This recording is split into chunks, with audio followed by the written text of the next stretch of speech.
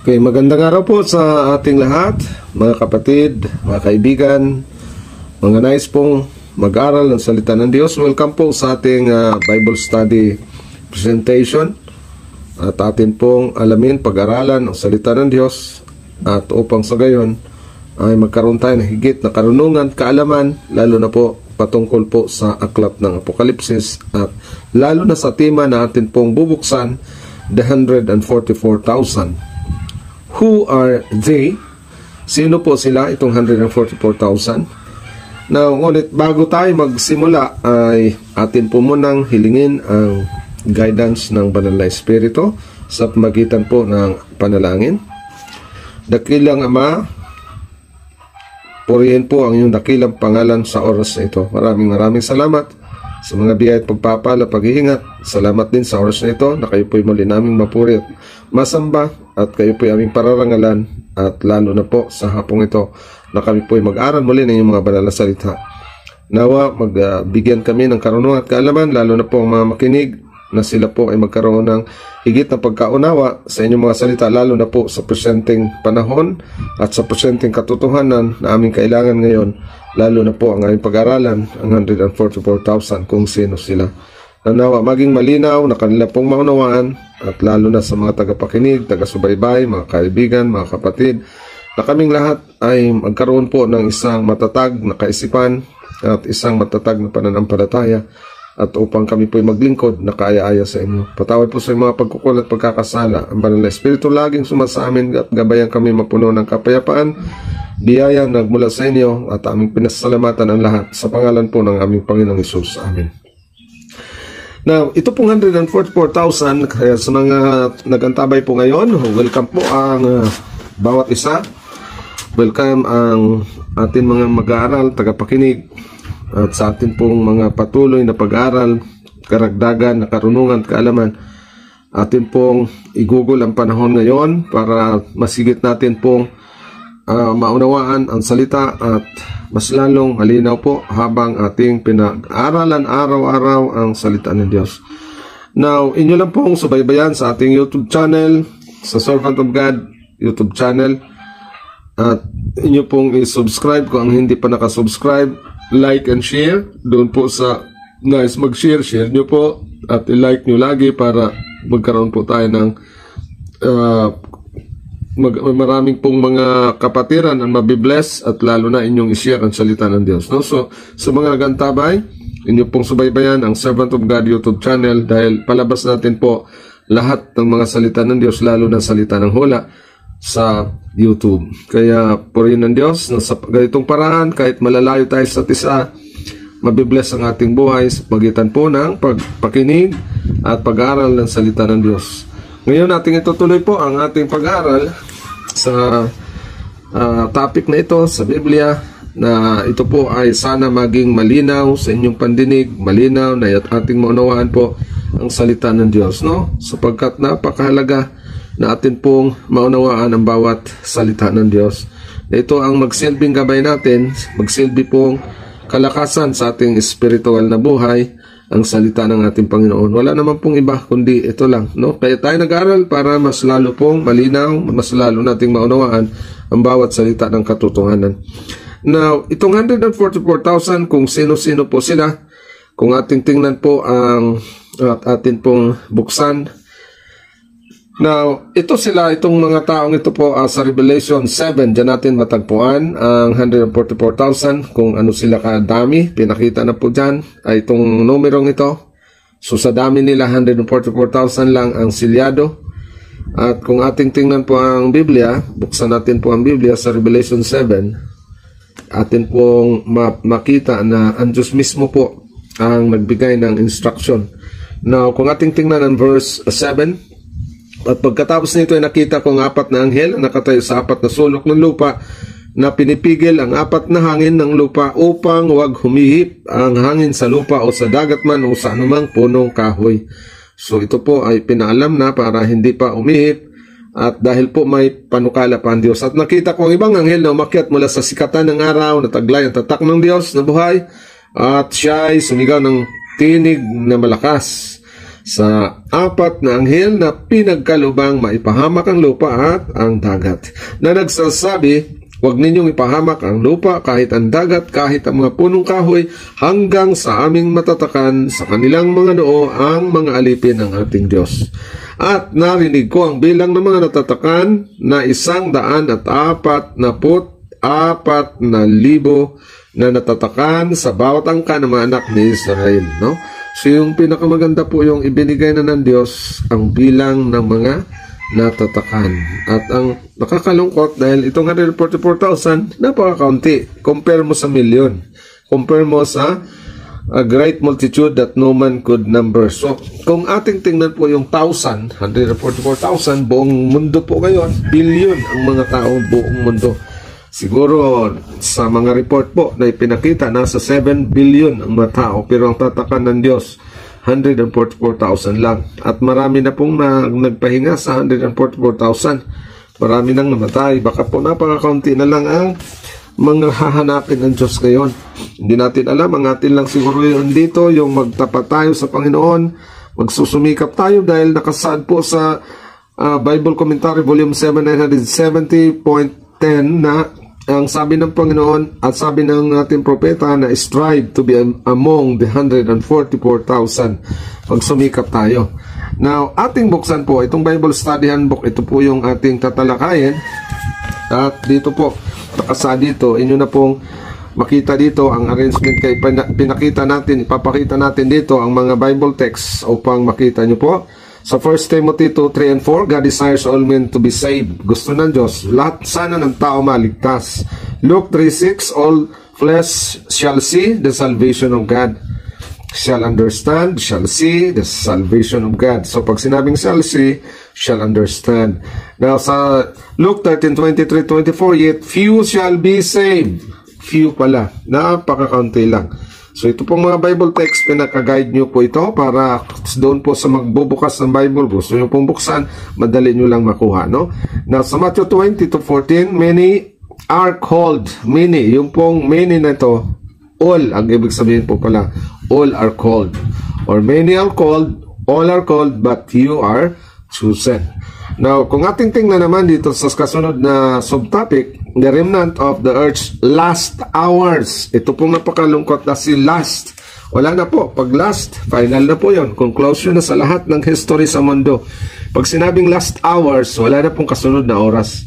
Now, kagaya ng time ni Elijah, kung inyo pong tingnan, nung BC 906, Elijah said, I only am left. So, ganun din sa atin. Itong 144,000, napaka-konti. BC 599, Israel scattered by false pastors. Remnant to be gathered. Kaya noon, ganun din ang ginawa sa Jeremiah 23:1-3. May remnant po. Sa ating panahon, ganun din, no? May remnant na kailangan i-gathered po ito.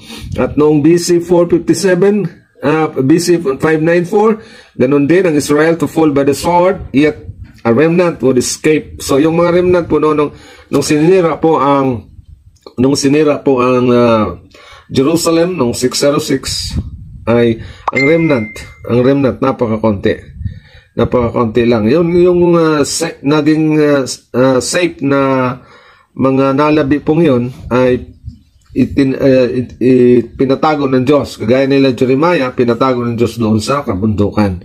At yung ibang mga remnant, pinadala man doon po sa Babylon, kagaya nila Daniel, nakarating doon pero sila po'y tapat pa rin.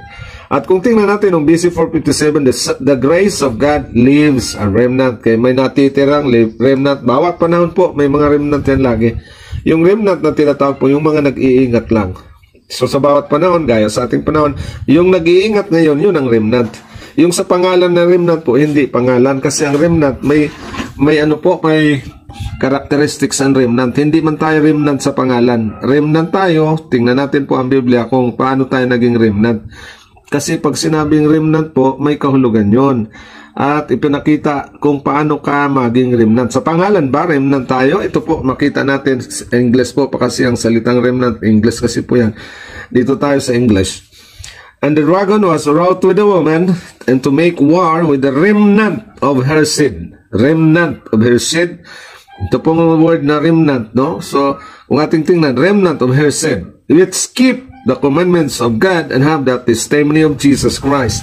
So, ang pagkakilanlan pala po ng remnant, yung nag-iingat lang ng kautusan ng Diyos, hindi yung remnant of the name of the church, hindi po. Remnant of the seed, yung seed, ito na po yung mga believers of all, for all time, mula noon, remnant ng Iglesia ng Diyos for all time, na ito pong natira ngayon, siya na pong nag-iingat ng kautusan ng Diyos. So, itong nag-iingat ng kautusan ng Diyos, ito yung pagkakilanlan ng remnant. Hindi po ang pagkakilanlan dito yung pangalan. Hindi po. Magkamali ang napakarami. Pag hinanap mo yung pangalan, hindi po. Commandments of God and have the testimony of Jesus Christ. Yung pungulan nito, hindi po pwedeng i-consider na remnant. So, ang remnant pala, may testimony of Jesus. At itong testimony of Jesus Christ sa Revelation 19:10, ito po yung spirit of prophecy.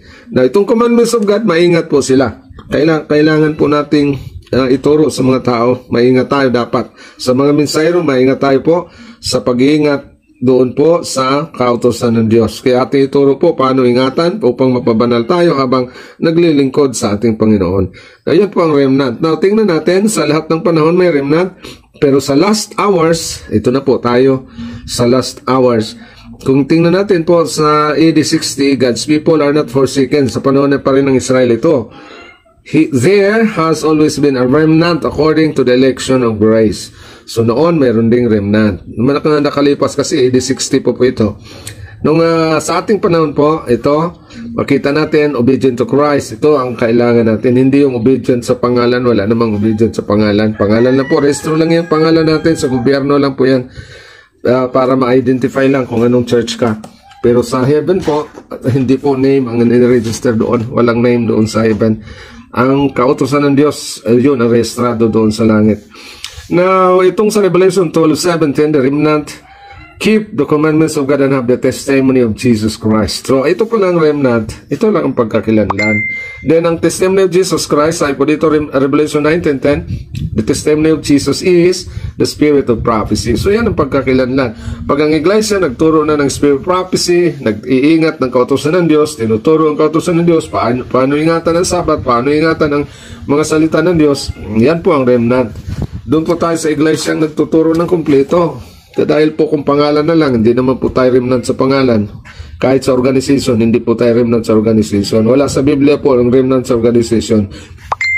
Remnant sa pag-iingat. Dahil ang majority po, hulog na, hindi na sumunod. Ang majority ayaw na ng kautusan, may natitira pa. Yung natira po, na kanilang ingatan, mahaling sundin, ang kautusan ng Diyos, yun ang natira, sila tinatawag pong remnant. Now, pag ating tingnan ang kasunod po dito, religious deception in the last days. Kaya may mga pandaraya ngayon. Last days sa ating panahon. Now, 2 Timothy 3:13, evil men, seducers will deceive worse and worse. Mas lalo pong mapasama ng pasama po. Mandaraya talaga sila, ang mga evil men. At Matthew 24:24, if it were possible, even the elect of God would be deceived by false Christ and false prophets, showing great signs and wonders or miracles. So kung ating tingnan po, si Satan talagang gusto niya madaya itong mga false teachers, false prophets, false Christ, na madaya ang lahat ng tao. No? So ayan ang mag-ingat tayo kung paano hindi tayo madaya. And Luke 18:1 and 8, with such deception, only a few will keep the faith of Jesus as revealed in this parable. So, napakakunti po kasi only few. Itong few, napakakunti ito. Hindi po many. Kung many sana, na okay. Pero few, napakakunti. Now, dito tayo po sa 144,000 na ipinakilala ng Diyos. The 144,000 identified. So, in-identify po ito, pinakilala ng Diyos. Revelation 7:1, ating binasa kanina, na ang hinahawakan ngayon ay yung kaguluhan po ng buong sanglibutan. At sa Daniel 7, the Antichrist concerning whence. Kung ating tingnan po, pag sinabing whence, yan po ang war, kaguluhan yan. Revelation 7:2 and 3, the whence, ayan na, sa verse 2, the whence, all out war, wherever it might occur in the world. Kaya, all out war. Nakakatakot po ito. Magkaroon tayo ng gulo talaga sa buong mundo. Are to be held back. To be held back until the angel seals God's people in their foreheads. Kaya nahawakan pa po ito hanggang sa ang mga bayan ng Diyos ay masilihan ng anghel. Sa kanila pong mga noo, masilihan tayo. The seal of the living God. Now, the 7-day Sabbath is the seal of His authority. So, ano po ang panilyo? The 7th day Sabbath. So, kung nais natin pong masilihan, ingatan nyo po ang Sabbath. No? Napakaganda kung maingatan ang Sabbath. Dahil ang Sabbath, ay tingnan natin, no? Ang Sabbath po, may paghahanda. Ang tamang pag-iingat ng Sabbath, may paghahanda araw ng Biyernes. Handa po kayo. Kayo doon sa pagluluto, transgressor po magluluto, hindi kayo masilihan yan. Kailangan pong maghanda tayo ng Biyernes. Ayon po sa instruction na ibinigay ng Spirit Prophecy, kasi ang Spirit Prophecy po, yan ang kasama sa remnant. Yung walang Spirit Prophecy, hindi po nyo alam kung paano ang pangingili ng Sabat na kailangan pakabanalin ito. At kung magluto kayo, araw ng Sabat, hindi kayo sumunod sa Spirit Prophecy, may iba kayong nasundan. Sino kaya ang inyong nasundan? Sinong nagturo po pwedeng magluto pag hindi kayo naghanda? Ang Sabat is the seal of His authority. Kung sinabihan kayong pwede nang magluto, sinong nagsabi? Saan nakasulat? Saan sa Bible? Saan sa Spirit Prophecy? Sinong nagutos na pwede nang magluto? Na ang Biblia nagsalita naman na maghanda ng Biyernes. Na sinong nagsabing hindi na maghanda? So yan po, kailangan maintindihan nyo, baka po lalampasan kayo ng silyo, kawawa rin po kayo. Kawawa tayo pag malampasan tayo ng seal of God. Now, sa Revelation 7:4, the number sealed is 144,000. Ito pong 144,000, pinakita na, hindi naman lalampas po doon. Hindi rin pwedeng 144,000.1, hindi rin po pwede. Or 2, or 3, o may dagdag doon, hindi naman po pwede. Sarado po yan dahil perfect in number po ito. Now, kung ating tingnan, tribes of Israel represents overcomers from all nations. See Romans 10:12 and 13. Alam mo po itong Israel of God. Israel, ang ibig sabihin po, overcomer. Ang overcomers, itong mga nakapag-tagumpay, nananagumpay sa kanilang mga kahinaan, masamang kasalanan, ay mula sa iba't ibang nasyon. Pag nagtagumpay ka, Israel ka. So, hindi po ito yung Israel sa laman. Hindi po ito sa laman. Wala na po yun. Yung sa laman po, pinutulan ng Diyos yun. Israel tayo sa spiritual, na ang ating pagpagbaka ngayon ay ang ating sarili. Ating bakain ng ating sarili, kasi po itong Israel, si Jacob nakipagbaka siya sa anghel. Ngayon, makipagbaka tayo sa mensahe ng Diyos. Kumbaga, ating panghawakan at atin pong kumbaga sa ang anghel na hinawakan ni Jacob, hindi niya pinakawalan yun, hinawakan niya yun. Doon po ang labanan, kasi ang labanan po, laban, ang akala niya masama yung anghel, masama yung kaaway ang kanyang kalaban. Hindi niya alam yung palang anghel ng Panginoon. At alam niyo, ang ginawa ni Jacob, pinanghawakan niya yun. Hindi niya binutasan hanggang hindi siya pinagpala. Ganun din po tayo, yun ang ating gagawin. Huwakan natin ng maigi ang third angel, ang tatlong anghel, ang mensahe ng ika-third angel, ang angel na ito sa pangatlo, nagdala na po ng Sabbath law, Sabbath commandment, seal of God, itong third angel. Hawakan nyo po ng maigi, huwag nyo pakawalan, makipagpunyagi tayo sa ating mga kahinaan. Kasi po, mahina tayo, kailangan lumaban tayo doon sa mga karakter na kailangan pong matanggal sa buhay natin upang pagpalain tayo ng ating Panginoon. Now, hindi tayo pagpalain hanggat hindi natin po malinis itong ating sarili, hindi tayo po mabibless ng Panginoon. Hanggang mabless tayo ng ating Panginoon, huwag nating pakawalan ang third angel's message. No? So, kung ating tingnan dito, ay pinakita na po na panghawakan at itong bayan ng Diyos ay namatatakan sa kanilang mga noo sa tatak ng buhay ng Diyos. The 7th day Sabbath is the seal of His authority.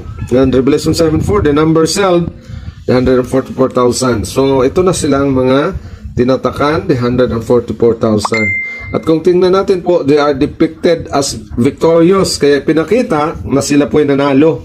So ngayon, ang labanan natin, hindi naman tayo nakipaglaban po physically, ipaglaban tayo spiritual sa ating mga kahinaan, sa ating kasalanan. Tatalunin natin ang ating mga kahinaan, ating mga kasalanan, ang mga tukso sa buhay natin, kalabanin, talunin natin. At ang side dito, defeated victorious, standing heavenly Mount Zion with the Father's name. Alam niyo po, yung tatayo doon sa Zion, yung may mga Father's name, written in their foreheads. The fourth commandment, the Sabbath day, The seventh-day Sabbath is where God's name and authority are inscribed. Doon pala po nakatatak ang authority at ang pangalan ng Diyos naroon po sa Sabbath. So, name, authority, yung power, at yung territory po ng ating God ay nakasulat, nakatatak po sa 4th commandment, the 7th-day Sabbath. Now, kung ating tingnan po ang commentary, may commentary po dito.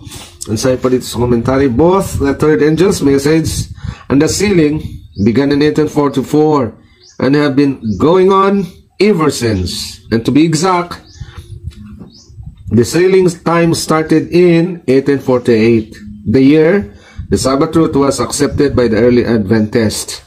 So, ibig sabihin po, pinakita dito ng third angel's message, ang kanyang pagtatatak ay simula noong 1844 at ito'y nagpatuloy simula noon.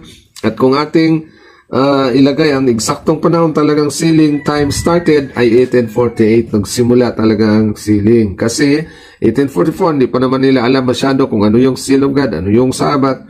Hindi pa man sila nakapaganda masyado kung paano. And then, the year the Sabbath truth was accepted. Doon lang po ang Sabbath truth, 1848, talagang kanila na pong dinesisyon na natatanggapin by the early Adventists. And obviously, not all men could be held accountable for the Sabbath truth. Immediately in 1848, hindi naman po lahat kaagad accountable dahil nawala man baga ang 10 Commandments, nawala ang Sabbath sa habang panahon noon at hindi nila alam ang Biblia, no? Nagkaroon lang ng kalayaan noong 1798 at noong 1800 malaya na silang magbasa, hindi pa man nila naintindihan kung ano ang Sabbath. Kaya yung mga tapat noon ay hindi naman sila accountable. Ang mahalaga doon, may katotohanan sila na ito'y magdadala rin sa kanila papalapit sa Panginoon. Ngunit hindi pa sila silyado sa kapanahon na noon, hindi sila sisiliwan. So, ang sealing po ay bagaman simula 1844, ngunit doon sa mga nakaalam na. Therefore, the formation of the great multitude, this Revelation 7:9, continued after 1848. So, after 1848, nagpapatuloy po siya ang great multitude and will continue until an undisclosed time when the message shall reach everyone in the world. So, ang great multitude pala, hindi natin alam na hanggang ngayon mayroon pa rin. Pero, itong 144,000, sa pagkaalam ko po, ay itong great multitude ay sila ay pahintulot ng Diyos na bago ibuhos ang galit ng Diyos, sila ay matulog muna sa alabok. At itong tatayo po no, ang tatayo sa galit ng Diyos, kung ating tingnan, pag sumigaw na ang ating Panginoon ng tungkol sa natapos na ang gawain, natapos na lahat at ibuhos ng salot, ito pong 144,000 na tatayo ay sila lang ang makatayo sa kapanahon ng iyon pag ibuhos ang galit. Yung mga natatakan lang sa kanilang noo. Pag walang tatak po, hindi kaya nilang tumayo sa galit ng Diyos. No? Now, sa Revelation 14:13, a blessing is pronounced on those who die in the Lord from the time when the third angel's message began.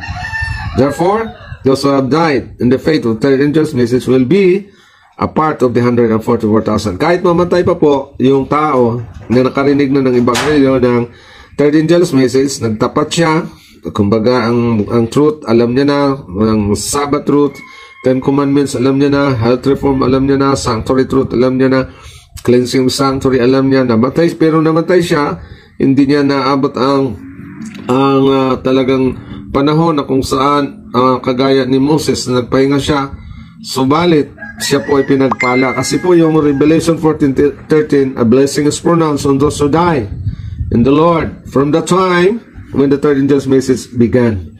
So, nung magsimula ang third angel's message, blessed yung mga matay sa Panginoon dahil doon, kahit namatay siya, ang kanya pong ginawa, susunod sa kanya yon. Nagtapat siya doon, para yung mensahe na ating narinig ngayon, kung buhay tayong madatnan, mayroong namatay, pero blessed sila dahil po mayroon silang bahagi pa rin sa 144,000 dahil mayroon pong space and resurrection.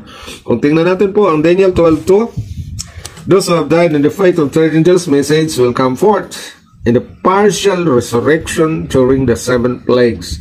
So doon pala sa 7 plagues, pag naglindol po, ng napakalakas na lindol, ay magkaroon po ng sa pagyanig ng lupa, magkaroon ng pagbubukas sa mga libingan, at yung namatay po, all who have died, lahat ng namatay, in the faith, sa pananampalataya of the third angel's message. Dito po mensahe ng third angel, ito po mensahe ng ating dala, tapos nagpahinga siya, come forth from the tomb, glorified. Siya po'y lalabas mula sa libingan na siya ay glorified, ibig sabihin po naluwalhati. To hear God's covenant of peace with those who have kept His law. So, siya po'y sasama na ngayon doon sa mga nag-iingat ng kautusan, yung mga buhay po sasama, yung patay na yon na nabuhay, ay kasama doon sa pagtupan ng kapayapaan sa Panginoon, doon sa mga nag-iingat ng batas. Kasi pag nag-iingat tayo, doon kayo sasama. Now, sa Revelation 1:7, they will be resurrected at the same time as a special class of the wicked who are to see the Son of Man coming in the clouds. At sa Mark 14:62. Alam niyo po, sa special resurrection, special class of the wicked din mabuhay, yung pong pumatay sa ating Panginoon, yung mga nagkutsa, tumawa noon, bubuhayin din sila. No? Revelation 1:7. At sa Revelation 14:2 and 3, the 144,000 sing a new song. This is a song of their experience that only they can sing. So, ito na po. Alam niyo po, itong 144,000, sila lang po ang aawit ng bagong awit. Bagong awit, ang ibig sabihin po, bagong karanasan. This is the song of their experience. Ang karanasan pa lang ito ay ng karanasan nila. Alam nyo kung anong karanasan po ito?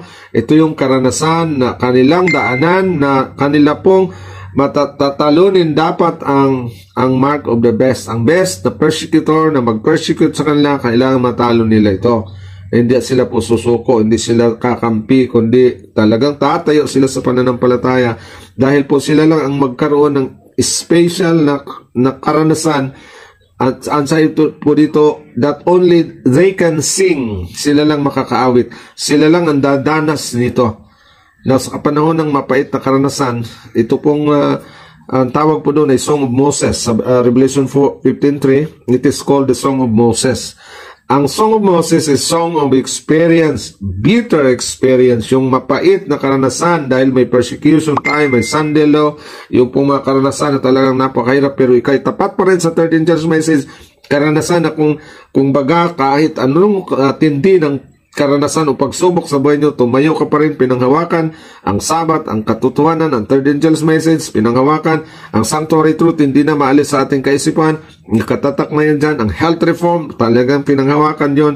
Ibig sabihin po sa karanasan, ng mapait na karanasan, kanila pong naawit, ibig sabihin nalampasan nila ito, umaawit pa rin sila, masaya sila, kahit kung mapait ang karanasan, ay sila po yung nagtagumpay. It is called the Song of Moses. And the Lamb, pag sinabing Lamb, the Song of the Lamb, Song of Moses and the Lamb, between experience and deliverance. Kaya kasi po, pag sinabing the Song of Moses, the Song of Experience, na mapait na karanasan na kanila pong dadanasin ang mapait na karanasan ng maging kalaban po nila ang persecution ng mga hindi po Sabbath keepers. And the Song of the Lamb is a song of deliverance, the song of victory. Pag deliverance, ibig sabihin po, kaligtasan na yon. Nagtagumpay ka na. So, lahat po naman ito, pag Lamb na ang ating kasama, magtatagumpay na po tayo. May kaligtasan na tayo. So, Revelation 14:4, pinakita dito sa Revelation 14:4, they are not defiled. Hindi sila nadumihan. With women, mga iglesia, hindi sila sumunod. Kung anumang mga simbahan yon, hindi sila sumunod. They have no connection with the war. So, doon po sa patutot, wala silang connection. Doon po sa tinutukoy dito, ayan po, mabasa nyo kung sino yung war na yan. Ito, mabasa nyo. At ito po, ang mga churches na nag-iingat po na hindi Sabat, sila po yung tinutukoy dito na magiging harlots. Bakit harlots? Dahil pinaghalo nila ang banal at yung hindi banal, adulterated doctrine. Pag sinabi pong adulterated, adultery, ang tawag ng spiritual adultery, sa spiritual na kalagayan ng aral, pinaghalo nila ang aral na mula sa Diyos, nagkaroon ng adultery dahil may aral na hindi mula sa Diyos. Ang tawag noon ay harlot or adultery, na ito po, tinutukoy na dito, may pangalan ng simbahan, no? Makita nyo naman dito kung nyo mapakinggan at basahin nyo na lang po, hindi ko na babanggitin. They are virgins, sila ay mga virgin, ang ibig sabihin virgin, mayroon silang pure doctrine. They carry the pure doctrine. Yan pala po, karugtong pa rin, no? They are virgin. Ang ibig sabihin po ng virgin, walang halo na tradisyon ng kanilang aral. Virgin sapagkat mula sa salita ng Diyos, mula lang po sa Biblia ang kanila pong aral. Wala doon ng mga superstitious belief, wala doon ng mga tradisyon na ating sinusundan, wala doon. Ang mga kagaya ng Christmas po, tradisyon po yan. Kapag ating sinunod yan, ay maging adultery po tayo, magkaroon po ng karumihan ng aral, hindi natin aral po ang Christmas, no? Kung mayroon mang mag-celebrate ng Christmas, ibahin nyo. Huwag doon po ng Christmas gaya ng Christmas ng sanglibutan. Ang Christmas ng sanglibutan, ayan na po yung kasayahan, kainan, masayang-masaya, mayroon pang ang putukan yan, kainan, inuman, at mayroon pang caroling. Huwag tayo po doon. Ang Christmas, kung may Christmas man, every day is Christmas kasi Christmas is a sign po na ito ay spirit of giving na hindi lang December 25. Kasi yung spirit of giving, kaya po may mga nagbibigay, bigay, yan po ang pinaalala sa atin sa Christmas, yung magbigay ka. Now, sa spirit prophecy po, may Christmas doon kasi ang Christmas, ang spirit of Christmas ang kailangan natin, yung magbigay ka. Hindi yung ikaw ang manghingi, magbigay ka. Mamigay ka, yun ang gagawin natin. Mamigay tayo, spirit of giving. Mamigay tayo kung sino man bigyan nyo, lalo na po mga aklat, mamigay tayo ng mga aklat, salita ng Diyos, o kaya kung tutulong ka man sa mga tao, magdala tayo ng regalo sa kanila. Gaya ng 3 wise men, yung 3 wise men, nagbigay sila, may dala silang regalo. Huwag tayong manghingi, pumunta tayo sa mga bahay, dumala tayo, huwag tayong manghingi. Magdala kayo, ikaw yung mamigay, no? Spirit of giving, dala-dala mo, dala-dala ng bayan ng Diyos. Yan ang Christmas na nakahulugan. Na tayo mamigay, hindi tayo manghingi. So, ibig sabihin po, they are not defiled, hindi sila nadumihan. May mga tradisyon po kasi na ito'y makakarumi sa aral ng Biblia na kung saan ito pong 144,000 hindi sila sumunod. They were not defiled, hindi sila nadumihan. Verse number 2, they are virgins. Pag virgin, ibig sabihin po, pure ang kanilang doktrina. 3, they follow the Lamb. So, ang Lamb, si Christ yun, wherever He goes. Kahit saan siya pumunta. At sabi po dito, they follow the Lamb wherever He goes. It is taught that they occupy a special place in eternity, serving Christ in the temple, and accompanying in the world to world. So, from world to world. Now, kung ating tingnan po, they follow the Lamb wherever He goes. Nasundan natin si Jesus kung saan man siya pumaroon. Ngayon, dapat po masundan natin siya sa most holy place. Kasi po, si Jesus naroon na. Wherever He goes, kahit saan siya pumaroon, masundan natin siya by faith roon. At pinasulat din po sa Spirit Prophecy, by faith, we are to follow Jesus in the most holy place. Kaya dapat makita natin siya ang mediator ngayon, siya ang atin pong pinaka-attorney ngayon, at binuksan niya na ngayon ang Ark of the Covenant, pinakita ang 10 Commandments, pinakita ang Sabbath, pinakita ang Mana, pinakita ang Ladoberon. So ang Mana, yan ang nag-represent ng vegetarianism. Makita natin, nasundan natin siya. At ang 10 Commandments, nakita ng Sabbath, ang siyang silyo sa buhay na Diyos. No? Now, sila'y nakasunod, they follow the Lamb wherever He goes. At kahit na po sa from world to world, hanggang sa maligtas na po tayo, ang ating kordero po, sunod-sunod po tayo sa Kanya. They follow the Lamb. So, kasunod tayo ng sa ating kordero, tayo po ang 144,000 lang. Minsan may mga time po ang great multitude, iiwan sila, mamasyal tayo from world to world. Ang great multitude po, hindi, wala silang ganun na ipinangako ng Diyos. Now, verse 4, they are redeemed from among men and are first fruits unto God. Sila pala ay tinubos mula sa lupa sa mga tao and are first fruit unto God. Sila ang unang bunga. Sila ang unang harvest. Sila po yung mga taong natubos at unang hinarvest. Alam niyo po, 2 beses mag-harvest ang Panginoon. Bakit 2? Sa second coming, 2 po dahil ang unang harvest, ang tawag doon, first fruit, ang unang i-gather, si Father ang mag-gather sa 144,000 at si Jesus naman ang mag-gather sa great multitude. No? So, sa kay Father, 144,000, sa kay Jesus naman ang great multitude. So, ang unang tinawag po na first fruit, first harvest yon. Ang first harvest, 144,000. So, sila yung first harvest sa buong mundo. Kaya tawagin po na first fruit. Tayo yon. Sa ating panahon na kukunin, since 1848. Then, when Jesus comes, they will be first to behold Him. So, isipin nyo po, they will be the first.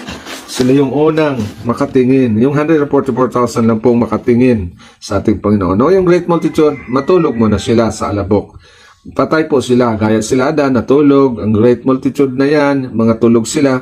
Hindi sila makakita. Ang makakita lang po, talagang makakita sa second coming, ito lang po ang 144,000, no? So, napakaganda kung isa tayo doon. Then, verse 5, 14:5, no guile, deceit, pandaraya is found in their mouths. So, tayo po dapat wala nang matagpuan, sinungalingan. Ang atin po ay they are without fault. Dapat po wala na tayong mga pagkakamali. Fault, ayun po mga mancha natin, pagkakamali natin. So, dapat wala na yun. Dahil naturuan na tayo ng tama, alam na natin kung ano ang fault, ano ang mali natin, ano ang kulang natin. So, sa third angel's message, alam natin, doon tayo may kulang, na-remedyohan natin. Remedyohan natin kung ano man ang mga kulang. So, wala nang daya dahil po lahat ng sinabi mo, hindi na pandaraya. Halimbawa po, doktrinang ito, aral ng Diyos, wala nang kulang, perfect na po siya, no guile, wala nang pandaraya ito. Kaya tayo, sikapin na maibigay natin sa mga tao. Kasi po, may mga taong sasabihin nila, pwedeng magluto ng Sabat. Yun po, yung guile po yun, pandaraya yun, deceit, ang tawag doon, deceit, pandaraya yun. Na pag sinabi mo pwedeng magluto, saan? Sa salita ng Diyos. Kasi saliksikin ang Biblia. Pag sinabing saliksikin, nakasulat ba?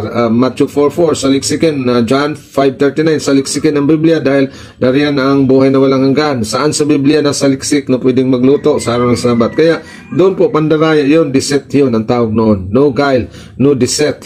Hindi tayo pwedeng mandaya. Kailangan po ang ating ituro talagang malinis, pure, doctrine. At ang sayo po dito, they are without fault. Yung ating aral po, wala ng problema. They are without fault, wala ng pagkakamali. Dahil ito nga po, pure doctrine, wala ng kulang yon. Pag ang doktrina nyo may kulang, hindi pure. Sila po, hindi siya pwedeng ihalo doon sa may pure doctrine. For they are without fault, wala ng mali ang kanilang aral. They accept Christ's sacrifice fully, and thus are able to overcome. Kaya ang napakaganda dito po, may kakayahan na silang magtagumpay. Now, the 144,000 endured the severest test. Ito yung napakaganda dahil itong 144,000 po, sila ay nagtiis sa pinakamatinding labanan o pagsubok sa kanilang buhay.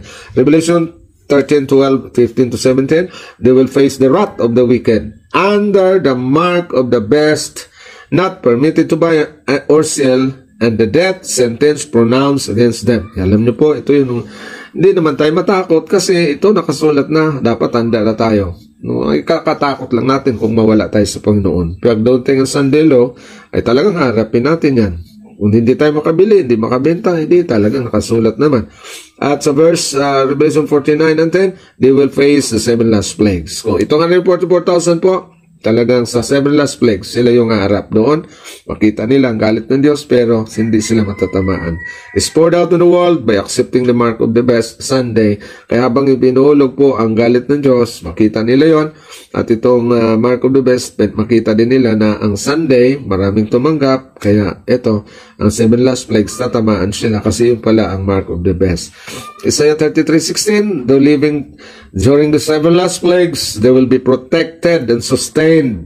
Napakaganda po. Sa panahon pala ng 7 salot, sila po ay protected. Sila po ay iniingatan ng Diyos. Sustained. Binibigyan sila ng pangangailangan. Pagkain, inumin, kung ano man po yan. Huwag tayong matakot.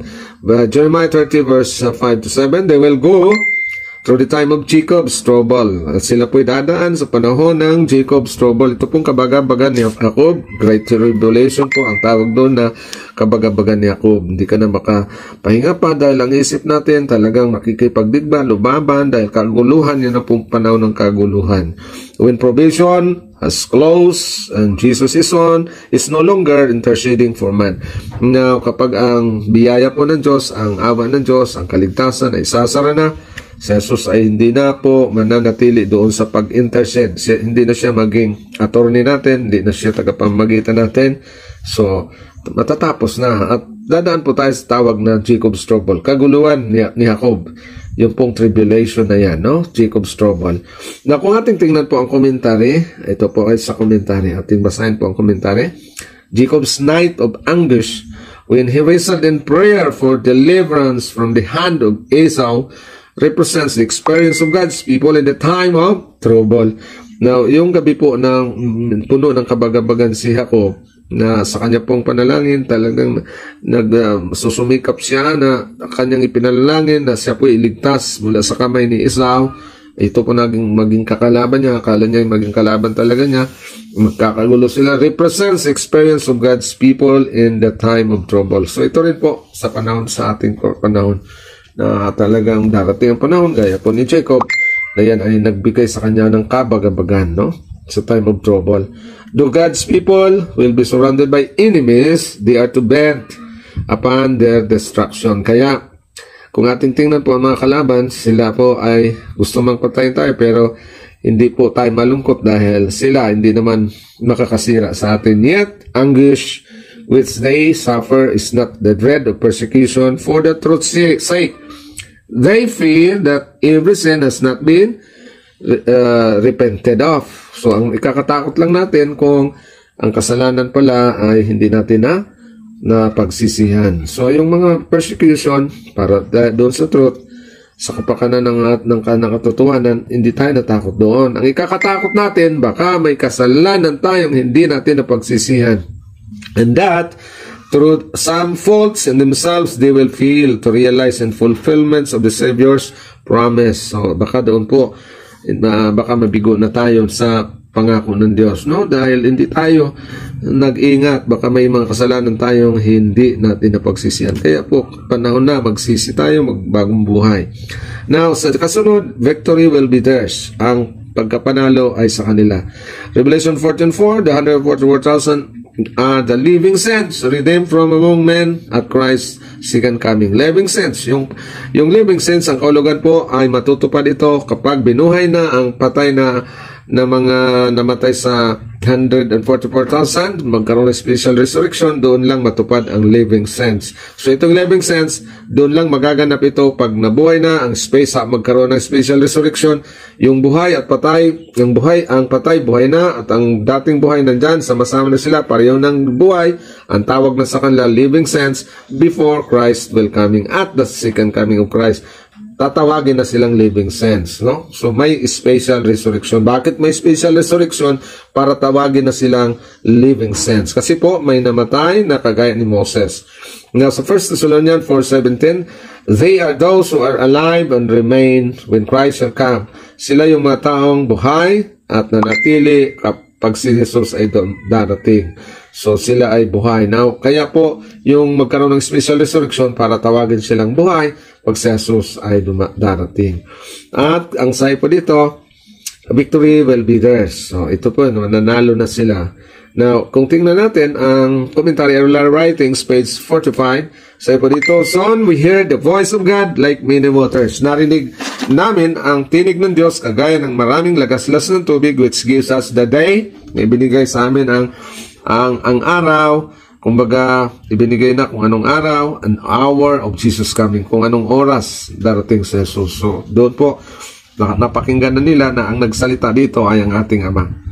The living saints, mga buhay ng mga banal, yung patay po na sa special resurrection, tatawagin na rin silang living saints na sila, the 144,000 in number, knew and understood the voice. Naalaman nila, naunawaan nila ang tinig.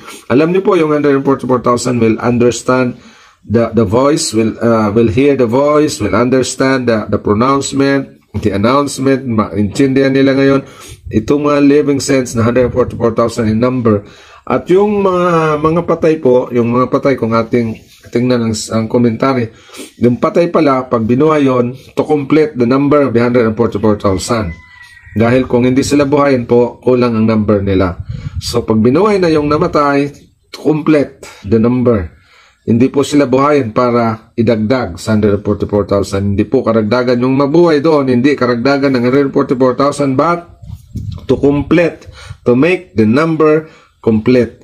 So magkaroon po ng number 144,000 in number, hindi po ang patay binuhay in addition to the 144,000, but to make the number complete. Yun po pala, kaya sila binuhay para maging perfect na ang number, kompleto ng number, at sila nang makinig knew and understood the voice. The 144,000 were all sealed and perfectly united. So sila ay silyado at sila po ay sakdal na nagkakaisa. Ibig sabihin po, hindi sila magkakaiba-iba ang kanilang paniniwala, pananampalataya. Sila ay united in faith, in love, in obedience. Pareho ang message, pareho. So sila po yung nakahula doon. Kaya yung 144,000 po, isa lang ang kanilang pananampalataya, isa ang kanilang pagsunod. Nagkaisa silang lahat, hindi po sila kalat-kalat. Nakagaya po na may mga kalat-kalat ngayon na akala nila sila na yung 144,000. Hindi po. They are united. They are perfectly sealed and perfectly united. So, lahat po ng mga ito, kapag ating pag-aralan, matuto tayo kung sino-sino po itong 144,000. At ang 144,000, tandaan natin po. At kung basahin natin, kung natandaan nyo po sa Volume 3 ng Testimonies, kung inyo pong natandaan, ang Volume 3, Testimonies 266, ito po, kailangan ninyong makita ito kasi baka po hindi nyo alam.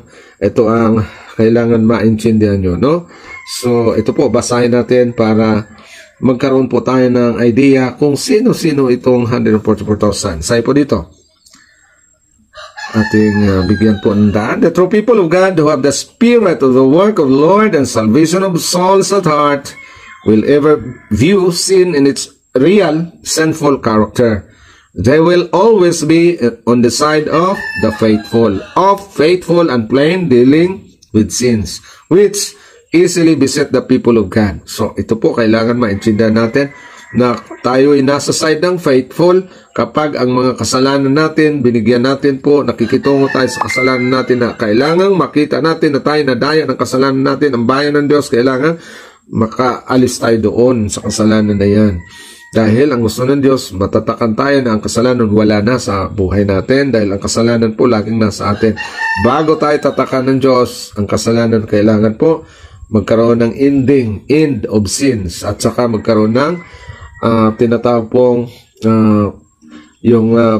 katapusan ng kasalanan at kumbaga ang kasalanan kagaya po dito sa nakasaad. Tingnan natin po itong nakasaad sa Daniel. Ito yung salita kasi po ng anghel. Kung inyo pong naalala yung salita ng anghel para kay Daniel, ito rin po ang sasabihin ng Panginoon sa atin at ng anghel sa atin. 9:24, ito yung salita ng anghel sa Israel. Ito rin ang sasabihin sa atin ng Panginoon. To finish, ito po, ating tingnan po, ang Daniel 9:24, 70 weeks are determined upon the people and upon the holy city to finish transgression. Yan po, yung word pala. Tapusin ang pagsasalangsang. To finish transgression and to make an end. Magwakas na, katapusan na ng kasalanan. To make reconciliation for iniquity. And to bring an everlasting righteousness. Ito pong bring an everlasting righteousness, yan na po yung kabanalan na nais ng Diyos, ang ating buhay na puno na ng kabanalan. No? Kaya bago magsara ang buhay natin, bago ang ating Panginoon, yung kasalanan po, wakasan na natin. Dahil yan ang mandaraya sa buhay natin. Especially ito na po, tingnan natin, no? Especially in the closing work for the church. Closing. Titandaan niyo po, closing. Ano ang closing? Pangsara na gawain ng iglesia. Ano po ang pangsarang gawain ng iglesia? In the sealing time of the 144,000 who are to stand without fault before the throne of God, will they feel most deeply the wrongs of God's professed people. Kaya kung tayo po ay talagang nagkiklaim na bayan ng Diyos, unahin natin ang ating mga wrong, ang ating karakter na mali, ang ating mga, kung ano man ang mga mali nating practices. Halimbawa po sa health reform, hindi natin na-practice ng maayos. Ayan, diyan na tayo. Ang ating pananalita, baka lagi pa tayong nagsisinungaling, ayusin na natin. Ating karakter, baka ang ating puso, mayroon pa dyang mapagmataas, ayusin na natin, mapagpakumbaba na natin. Ano man ang wrong sa bayan ng Diyos, ayusin na natin.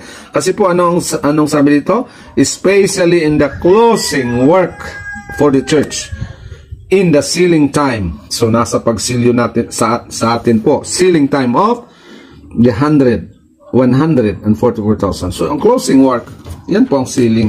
Hindi naman po ang great multitude dito ang pang-close. Ang iba po, sabi nila may great multitude daw.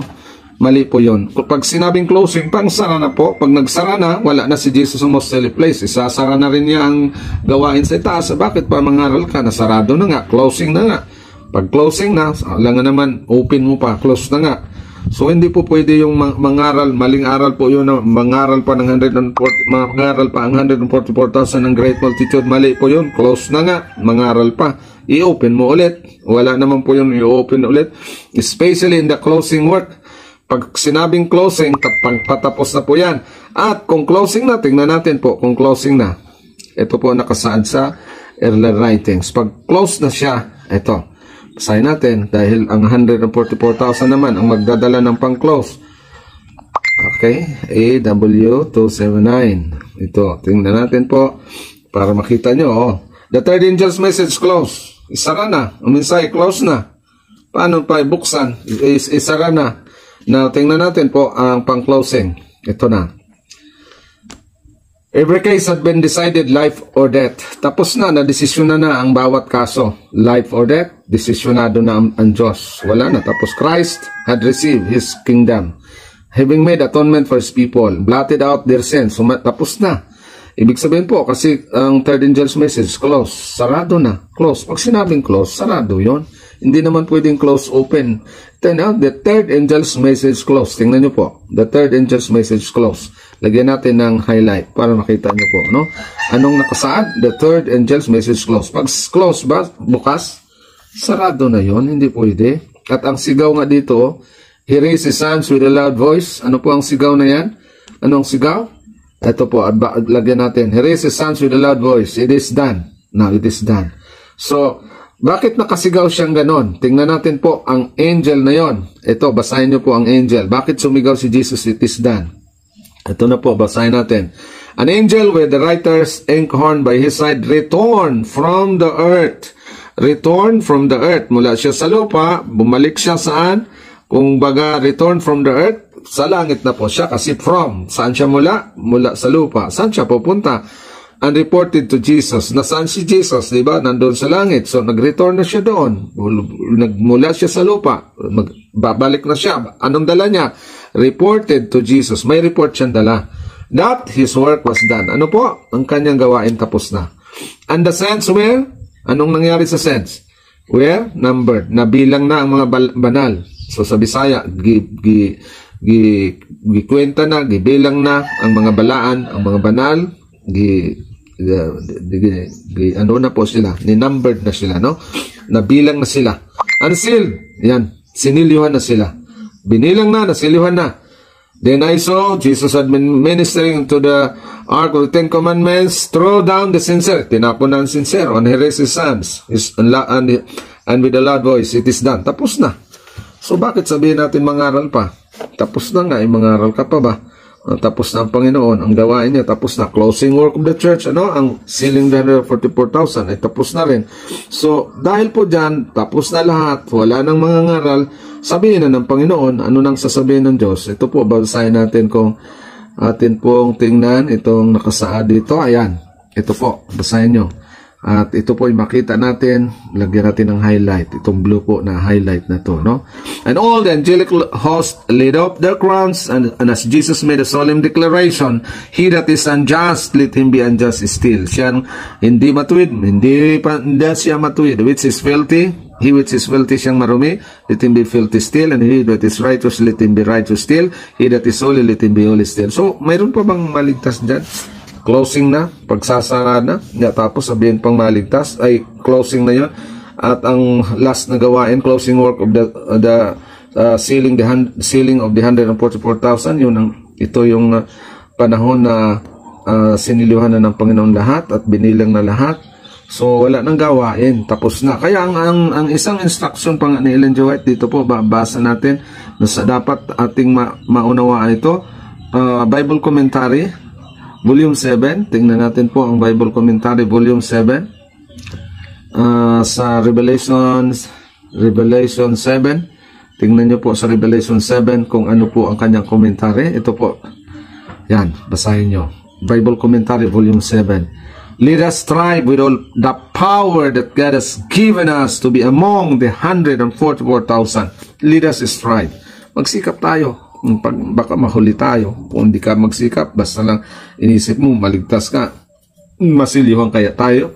Let us strive, no? Magsikap tayong lahat. Na ito pong ating pag-aaral nito na sana hindi tayo mabigo. Na tinuruan tayo po dito ng tama, pure na doktrina na, virgin na doktrina, wala na pong halong hindi na katotohanan. Kaya tayo po binigyan ng instruction natin Panginoon. Sana po naging malinaw sa atin. Mahaba-haba man ang ating pagbubukas, ngunit ako po naniniwala na maintindihan yan. I-review nyo lang po, and then nyo pong kumbaga inyong subaybayan ang ating mga panibagong upload, subscribe and like and share nyo rin po upang maraming pong mabibless na mga kaluluwa. No? Purihan Diyos ng hapon at tayo po manalangin sa ating pong closing prayer.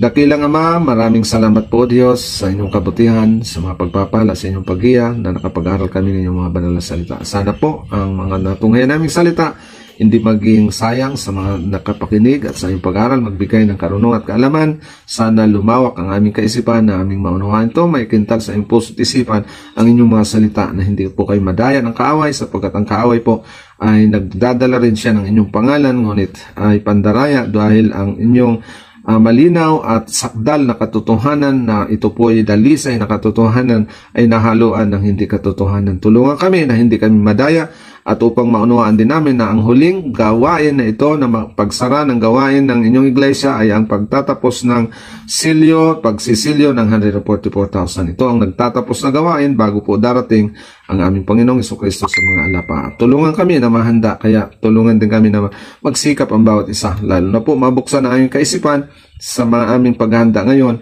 at upang kami rin po ay maging kabahagi sa mga napili nyo dahil natawag na kami, napili nyo na kami at sana kami magtapat hanggang sa katapusan na ang kabanalan maabot ng bawat sa ang inyong pamantayan na ito'y mag-angkop sa amin upang salubungin ang aming Panginoon sa maluwalatin niyang pagbabalik. Sa patawad po sa inyong mga pagkukulang at pagkakasala, gabayan kami sa aming pong paglilingkod at lalo na po sa mga tagapakinig at mga nag-aaral na sana mabibless ang kanilang buhay sa inyong mga salita. Tulungan din sila na sana ang kanila pong paglilingkod at ang kanilang pagkaunawa ay maging malinaw din. Ito po ang dalangin. Salamat sa lahat po rin ka sa walang hanggan. Ang biyaya ay laging sumasagana, mapuno ang aming puso, lalong kapayapaan, kagalakan, pag-ibig, siya pumuno sa bawat puso namin. Sa pangalan ng Panginoong Hesus. Amen. So, purihin ng Diyos sa oras na ito. Maraming salamat po sa ating mga taga-subaybay, taga-pakinig. Inyo lang po subaybayan ang sunod nating update upang atin pong mapakinggan ang salita ng ating Panginoon. Ito po ang dalangin, ang pagpapala ng Diyos, laging suma sa ating lahat, lalo na po sa mga taga-pakinig. In Jesus' name, Amen.